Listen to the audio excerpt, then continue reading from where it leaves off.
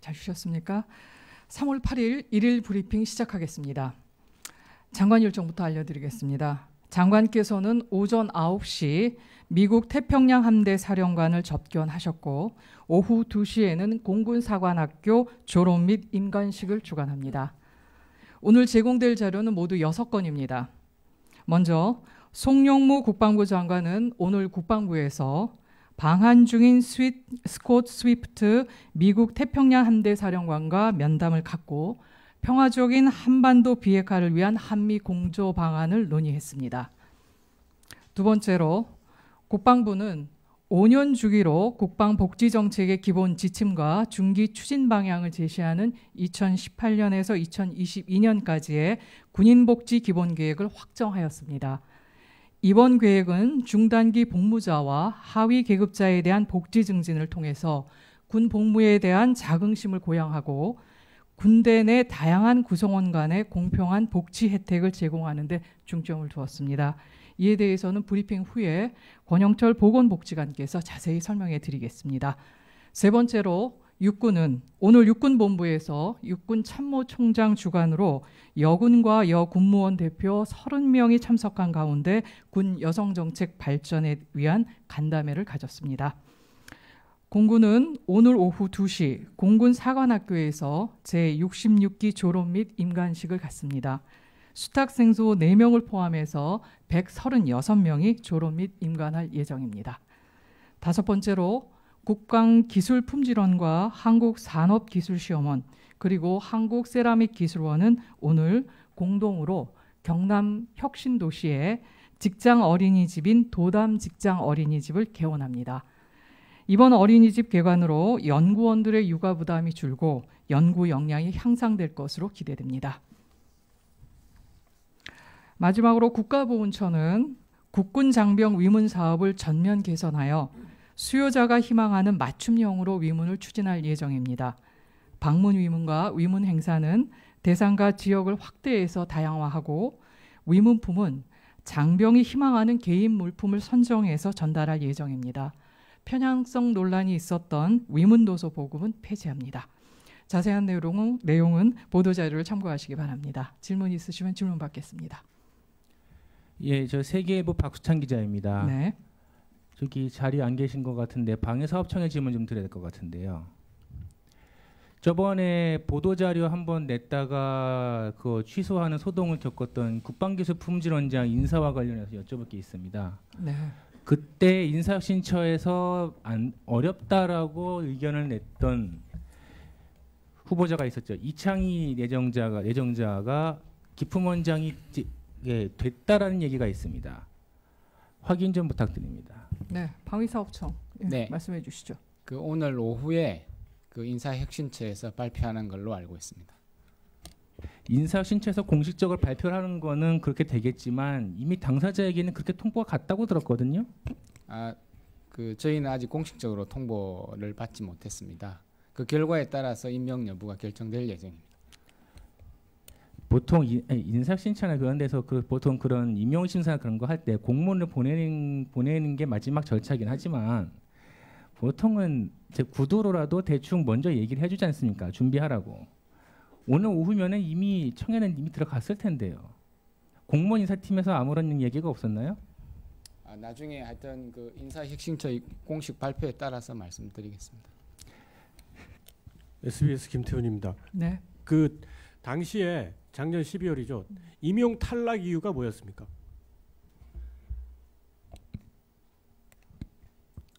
혹시 그 취업 심사 승인을 안 받았다는 부분에 대해서 말씀하시는 건가요? 그러니까 저번에 아니면 그 자료 심사... 냈다가 그 번복한 적이 있었잖아요. 작년 12월인가? 네. 그러니까 그때 그게 임용하기에 적절치 않은 이유가 발견이 됐기 때문에 그런 절차를 밟은 건데 그 이유가 뭔지 한번 설명해 주시죠. 그 이유는 그때도 말씀드렸다시피 그 퇴직공직자 취업심사 승인을 못 받았기 때문에 그 절차를 안 거쳤기 때문에 임용이 되지 않았습니다.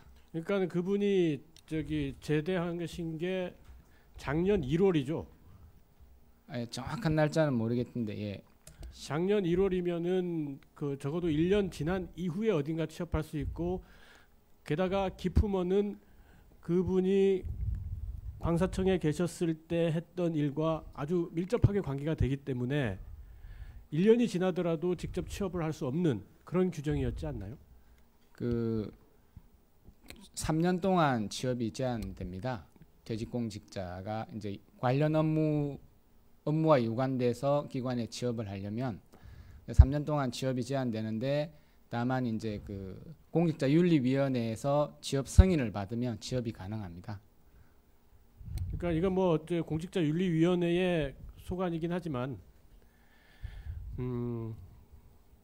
임용 불가 판정을 내렸다가 다시 뒤집는 경우는 참 그 사일런트 이글 됐다가 F-35 된 꼴이나 비슷해 보이네요. 예, 저기 같은 맥락에서 보통 인사혁신처에서 한번 내린 결정을 이의 제기한다고 해서 그게 잘 뒤집히는 경우가 많지가 않다고 들었거든요. 혹시 어떻게 뒤집히게 됐는지도 알 수 있을까요? 나중에 공문이 오게 되면.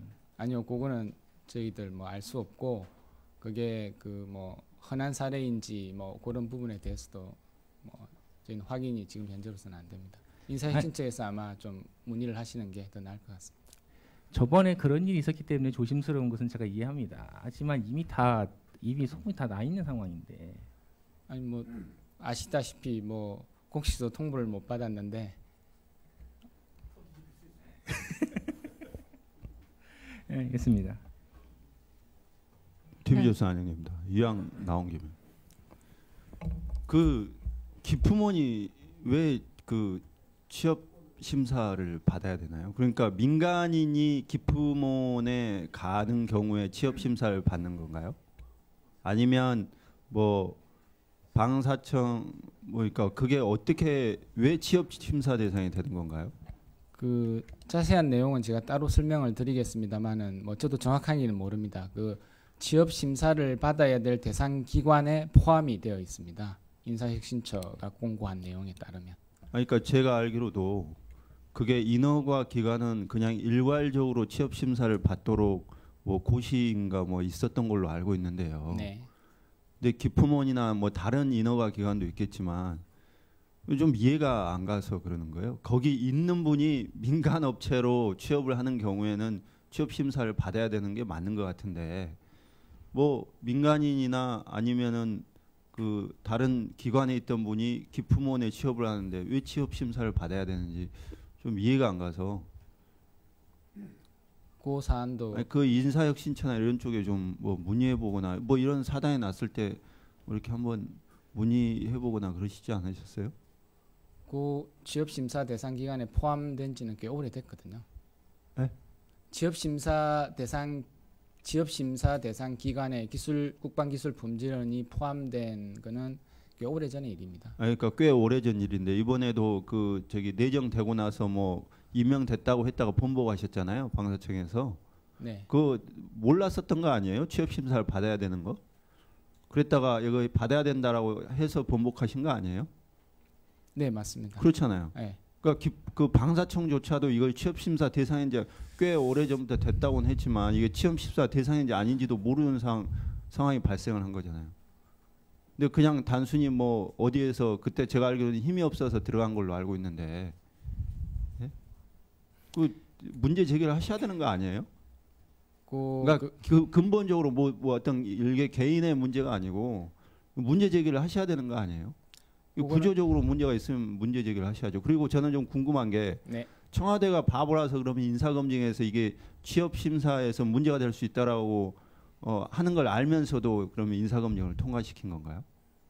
아, 그거는 거기서 검증을 하지 않는 걸로 알고 있습니다. 예? 아니 기품원장 내정자를 청와대에서 민정수석실에서 그 검증을 했을 거 아닙니까? 아, 그거는 제가 또 답변 드릴 사항은 아닌 것 같습니다. 아시지 않습니까? 네, 그 추가로 좀 자세히 설명을 좀 들으시면 될 것 같습니다. 네. 그 현직에서 물러난 다음에 3년 동안은 유사한데 취업이 제한된다 그러셨잖아요. 네. 그러니까는 잘 몰라서 그러는데, 그러니까 방위사업청의 고위직에 계시다가 한 1, 2년 내에 3년 이내에 그 자기 업무와 관련됐던 방산업체에 들어가는 것도 안 되는 거죠. 그렇죠. 그 이제 취업 승인을 받지 않고 들어가는 건 안 되죠. 취업 승인을 받아야 되는 거죠. 그렇습니다. 저 헤럴드 경제 김수환 기자인데요. 네. 그 방금 CNN에서 그 한미 연합 훈련이 3월 31일부터 시작된다 이렇게 나왔는데 뭐 그렇게 받았으면 될까요? 예, 그 사안에 대해서는 저희가 패럴림픽 끝나고 말씀드리겠다고 했었고요. 지금 그 입장은 그대로 유지되고 있으니까 조금만 좀 기다려 주시죠. 예. 추가적인 질문이 없으시면 우리 권영철 보건복지관께서 이 기본복지계획에 대해서 좀 설명해 드리겠습니다. 나오시죠.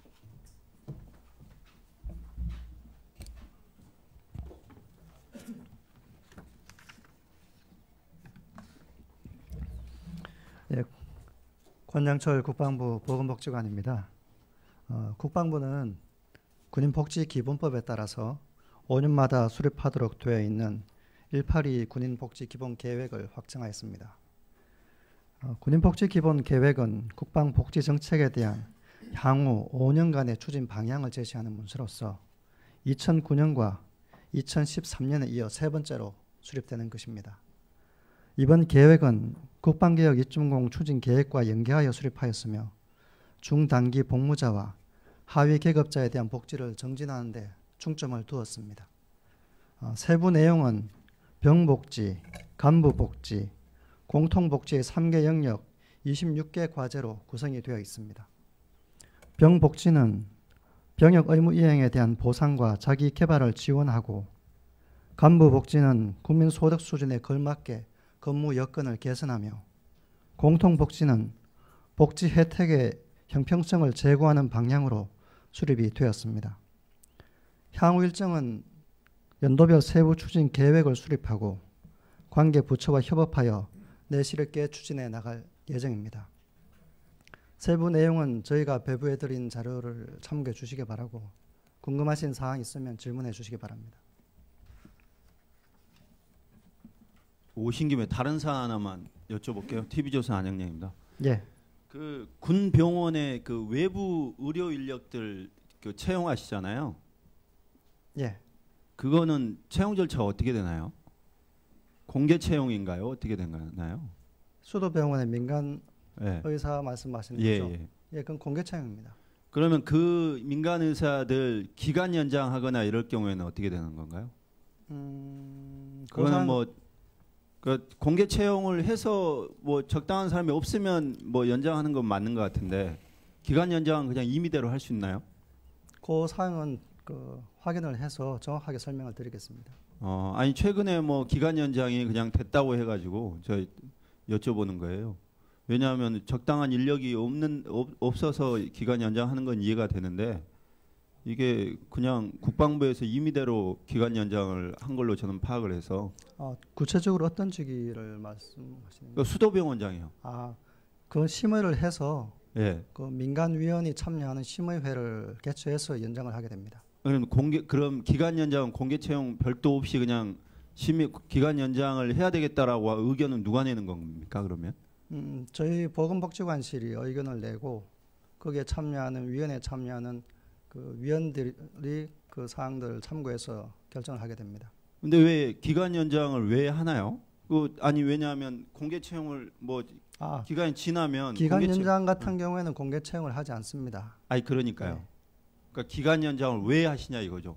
2년 지나면 다시 공개 채용을 해서 새로운 인력을 다시 해도 되는데 그게 임의적인 판단에 들어가는 거잖아요.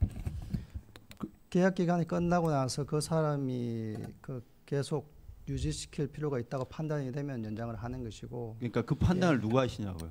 그거는 위원회에서 합니다. 위원회가 아니고 국방부가 의견을 내면 위원회에서 판단을 심의를 하는 거잖아요. 일단은 국방부에서 의견을 내시는 거잖아요. 저희 국이 냅니다. 그러니까요. 그 수도병원 같은 경우는 군 책임운영기관입니다. 보건정책과장입니다. 군 책임운영기관이라서 군 책임운영기관에 관한 법률에 의해서 2년을 기본 임기로 하고 1년씩 한 번씩 1년씩 해서 최대 3번, 그래서 5년까지 할 수 있도록 되어 있는 거에 대해서 그걸 국방부에서 결정하는 것이 아니라 군 책임운영기관 운영심의회가 법령에 규정되어 있고 그 심의회의 결정에 따라서 그 연장 여부가 결정이 됩니다. 그러니까 심의회의가 그냥 열려가지고 그 저기 기간 연장을 합니까? 국방부에서 의견을 제시하니까 그러면 이 사람은 기간 연장을 해줄지 안 해줄지를 판단하는 거 아니에요? 예, 그 심의위원회에서 예. 공채를 할지 기간을 한 번 더 연장해 줄지를 민간위원이 포함된 그 심의회에서 결정을 합니다. 제가 알기로는 지금 외부 인력들이 와 있는데 1인당 그 처리 건수가 일반 군인에 비해서 확연하게 떨어지는 걸로 알고 있어요. 지금 서울대병원에서 대부분 서울대병원 인력들이 꽤 있으신 걸로 알고 있는데 예? 그분들이 대부분 또 나이들도 60, 70대셔가지고 그 사실상 의료행위나 이런 것들에 투입이 많이 안 되는 걸로 알고 있고 그래서 여쭤보는 거예요. 그 국군 수도병원 민간계약직 선생님들 그 인적 구성하고 알고 계시는 현황이 제가 이제 더 자세히 한번 설명을 드릴 수 있을 것 같습니다. 뭐 대부분 뭐 이렇게 말씀하시는데요. 뭐 저희들이 통계를 가지고 있으니까 좀 이따 통계를 가지고 좀 설명을 드리겠습니다. 네, 대부분은 아닙니다. 네. 알겠습니다.